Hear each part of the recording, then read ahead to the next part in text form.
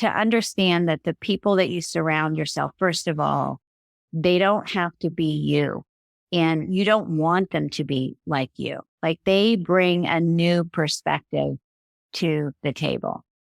I've had so many business owners over the year that I've worked with that would give me the yes, but, well, I have to be the one doing this, or, oh no, this is going to cost. And then once they finally make that hire and they do delegate, they're like, I want to talk about the word scaling because it's a term that gets thrown around a lot. yes, Let's scale.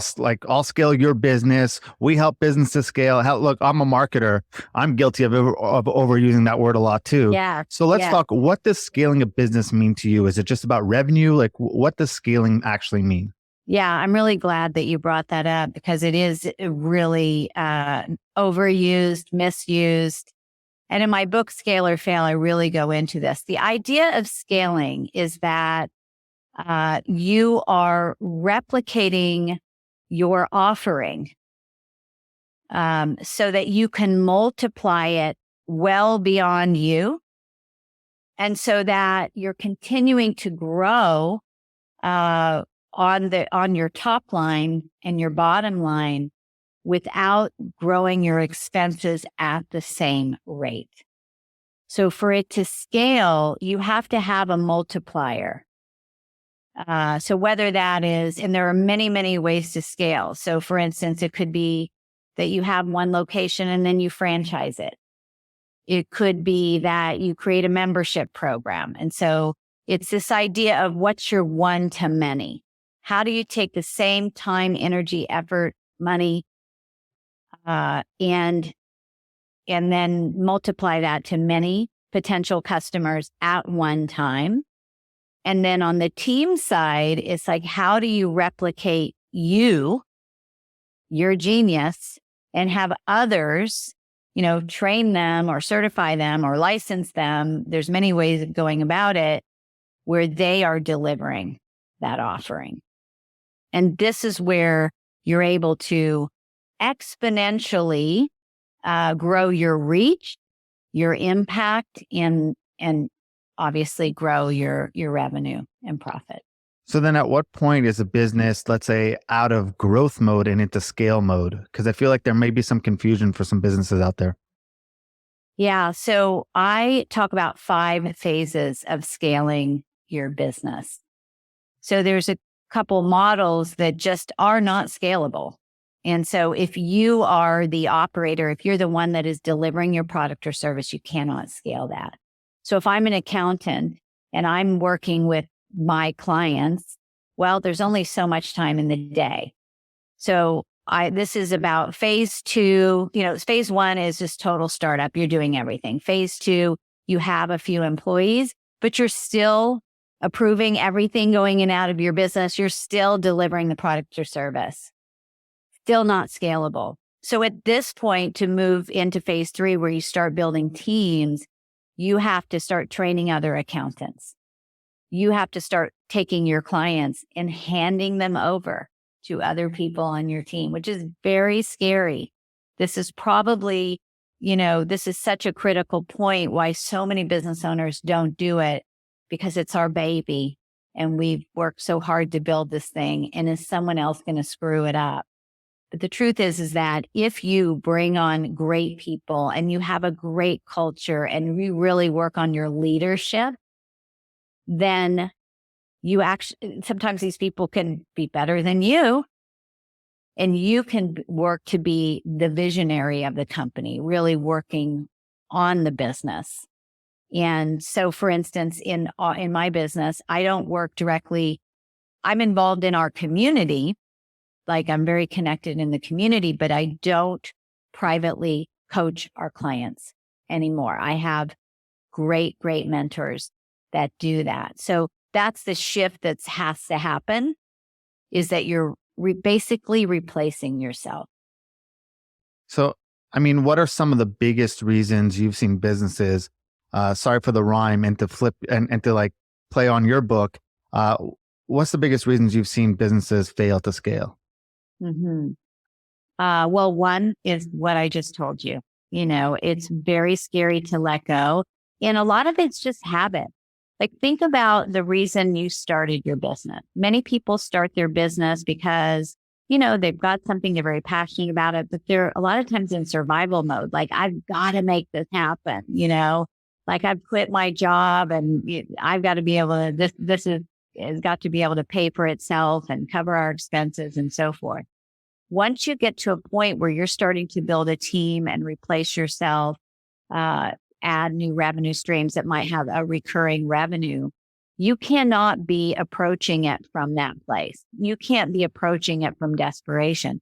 You may still not have much cash flow because, as you're growing, businesses are often investing in a lot of things, but you have to come to it from a strategic place.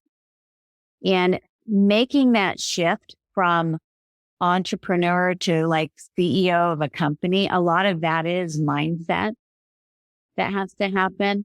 And we're such creatures of habit, is that once one bad thing happens, which could be daily, bad is not the word, one challenge happens, we fall back into our old, I'm going to jump in and fix it. And, I'm going to fire that person because they made a mistake sort of thing. So it really is, making that shift from boss to leader, and being able to let go. Those are some of the biggest mistakes. Now there are many others too, but those are some of the real big ones. I want to go deeper into that, but before, I'm trying to think, the listeners that are listening right now, if there's some listeners who, let's say, they may be at that point where they're starting to scale, right? They're at that point where they're trying to like build out and get out of the entrepreneur zone. What can they do now to prepare themselves to capitalize for when it's time to actually scale? Yeah. So, first get my book, Scale or Shale. That will help you a lot. I think if I had understood this at the early part of my journey, it would have saved me so much headache and heartache. I mean, in my early days, just from the stress of it and working day and night, I ended up having a terrible car accident. I mean, so I think understanding that there are 5 phases and you're in phase 1 or you're in phase 2, to understand that this isn't like, if you make these tweaks, it will move you along the journey. But because we think this is the world and this is how it is, we live there, and oftentimes the businesses die there. So if they just have an awareness of these are the phases, and then when you make this tweak, you get to this phase. And then when you make, you know what I mean? And you begin to evolve, you have a roadmap to follow. And you don't have to wait until you get to this point where you're so burned out to go, now how do I scale? You may not be ready to do it here, but you understand that's coming down the pipeline. Got it. So have a plan of attack. 100%. I mean, going back to what you said earlier, you're 100% right. So many times I've seen business owners stand in their own way, right? They're in their own way of success. They can't delegate, like you said. They can't hire teams, but they also can't do it all themselves, right? So they're in that stuck position of, I can't do this all, and I'm bad at delegating. What's your advice to those owners? How do you get them out of that? Yeah. So, I think to understand that the people that you surround yourself, first of all, they don't have to be you, and you don't want them to be like you. Like, they bring a new perspective to the table. And I've had so many business owners over the year that I've worked with that would give me the yes, but, well, I have to be the one doing this, or, oh no, this is going to cost and I don't have the money for it, And then once they finally make that hire and they do delegate, they're like, I don't know how I function without this help. And I'm actually making more money now. So it truly is our own view of it. And to understand that when you start building a team, you're creating fuel for the growth of your company. People are often thinking, well, if I've got to pay someone $50,000, I don't have $50,000. So I've got to save up until I get $50,000. No, it's $50,000 divided by 12. And if they're not working out, you can let them go at month 3 if they're not performing. And that, whatever the math is around that, let's say 4,000 a month. I'm just making up numbers, could be more, but let's say it's 4,000 a month. They need to, whoever you hire, if you train them right and you help give them goals and a direction and they're clear on their role, they should be helping to create a lot more than $4,000 a month, $3,000 to $10,000. $3 to 10 times what you're paying them, whether it's in direct revenue, whether it's in you are freed up. So now you can go build those relationships. If I was in the weeds of the company right now, you and I would not be having this interview because I know that our clients are being taken care of.